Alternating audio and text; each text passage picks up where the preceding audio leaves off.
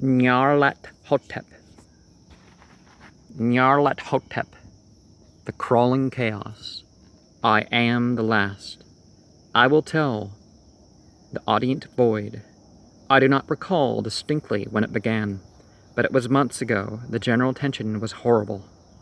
To a season of political and social upheaval was added a strange and brooding apprehension of hideous physical danger, a danger widespread and all-embracing, such a danger as might be imagined only in the most terrible phantasms of the night. I recall that people went about with pale and worried faces, and whispered warnings and prophecies, which no one dared consciously repeat or acknowledge to himself that he had heard. A sense of monstrous guilt was upon the land, and out of the abysses between the stars swept chilly currents that made men shiver in dark and lonely places. There was a demoniac alteration in the sequence of the seasons. The autumn heat lingered fearsomely. Everyone felt that the world, and perhaps the universe, had passed from the control of known entities or forces to that of entities or forces which were unknown. And it was then that Nyarlathotep came out of Egypt. Who he was, none could tell, but he was out of the old native blood and looked like a pharaoh. The fellahin knelt when they saw him, yet could not say why. He said he had risen up out of a blackness of 27 centuries, and that he had heard messages from places not on this planet. Unto the lands of civilization came Nyarlathotep, swarthing slenderly and sinister, always buying strange instruments of glass and metal and combining them into instruments yet stranger. He spoke much of the sciences of electricity and psychology, and gave exhibitions of power which sent his spectators away speechless, yet which swelled his fame to exceeding magnitude. Men advised one another to see Nyarlathotep and shuddered, and where Nyarlathotep went, rest vanished, for the small hours were rent with the screams of nightmare. Never before had the screams of nightmare been such a public problem. Now the wise men almost wished they could forbid sleep in the small hours, that the shrieks of cities might less horribly disturb the pale, pitying moon as it glimmered on green waters, gliding under bridges, and old steeples crumbling against a sickly sky. I remember when Nyarlathotep came to my city, the great, the old, the terrible city of unnumbered crimes. Well, I'm sure it's worse nowadays if it's America. My friend had told me of him, and of the impelling fascination and allurement of his revelations, and I burned with eagerness to explore his uttermost mysteries. My friend said they were horrible and impressive beyond my most fevered imaginings, and what was thrown on a screen of the darkened room prophesied things none but Nyarlathotep dared prophesy. And in the sputter of his sparks there was taken from men that which had never been taken before, yet which shewed only in the eyes, and I heard it hinted abroad that those who knew Nyarlathotep looked on sights which others saw not. It was in the hot autumn that I went through the night with the restless crowds to see Nyarlathotep, through the stifling night and up the endless stairs into the choking room, and shadowed on a screen I saw hooded forms amidst ruins and yellow evil faces peering from behind fallen monuments. and I saw the world battling against blackness, against the waves of destruction, from ultimate space, whirling, churning, struggling around the dimming, cooling sun.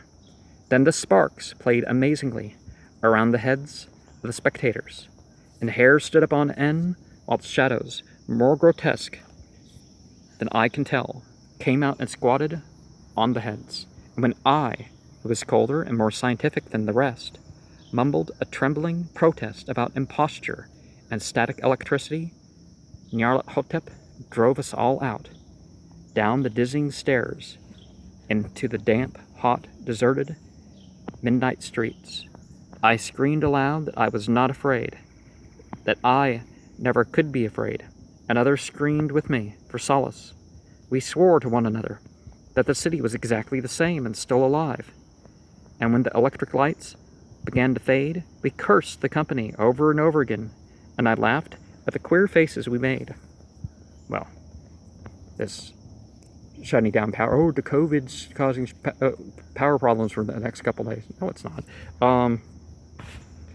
I believe we felt something coming down from the greenish moon, for when we began to depend on its light, we drifted into curious, involuntary marching formations and seemed to know our destinations, though we dared not think of them. Once we looked at the pavement and found the blocks loose and displaced by grass, with scarce a line of rusted metal to shew where the tramways had run. And again we saw a tram car, lone, windowless, dilapidated, and almost on its side. When we gazed around the horizon, we could not find the third tower by the river, and noticed that the silhouette of the second tower was ragged at the top. Then we split up into narrow columns, each of which seemed drawn in a different direction. One disappeared in a narrow alley to the left, leaving only the echo of a shocking moan. Another filed down a weed-choked subway entrance, howling with laughter that was mad. My own column was sucked toward the open country, and presently I felt a chill which was not of the hot autumn, for as we stalked out on the dark moor, we beheld around us the hellish moon glitter of evil snows, trackless, inexplicable snows, swept asunder in one direction only, where lay a gulf, all the blacker for its glittering walls. The column seemed very thin indeed, as it plodded dreamily into the gulf. I lingered behind, for the black rift in the green, litten snow was frightful, and I thought I had heard the reverberations of a disquieting wail as my companions vanished, but my power to linger was slight.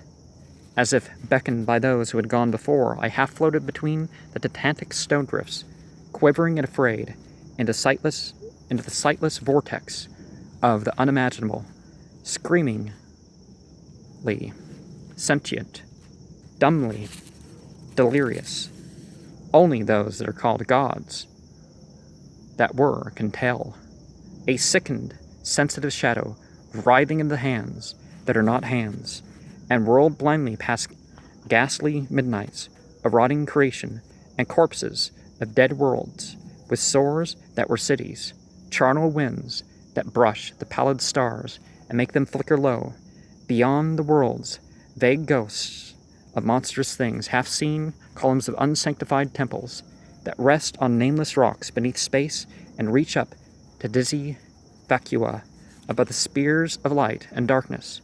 And through this revolting graveyard of the universe, and muffled maddening beats of drums and thin, monotonous whine of blasphemous flutes from inconceivable, unlighted chambers beyond time, the detestable pounding and piping, whereto dance slowly, awkwardly, and absurdly the gigantic, tenebrous, ultimate entities, the blind, voiceless, mindless gargoyles, whose soul is Nyarlathotep. Now, rather than getting into some attempt to give you meaning of what Nyarlathotep, to be pleasing to something, In Egypt, I don't remember what